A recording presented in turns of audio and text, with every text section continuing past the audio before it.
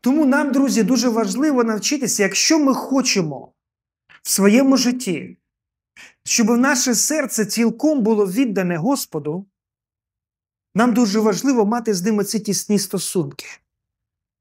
Нам дуже важливо зберігати ці тісні стосунки. І якщо у нас з вами ці тісні стосунки будуть правильні, я знаю, друзі, що ніщо в цьому світі не зможе нас розлучити від Господа. Недарма в Святому Писанні Павло пише: ні смерть, ні життя, ні настояще, ні майбутнє, ні сили, ніщо не може розлучити нас, відділити нас від любові Божої у Христі Ісусі.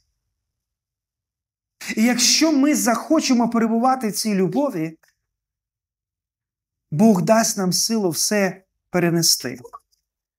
Бог дасть нам силу в усьому устояти.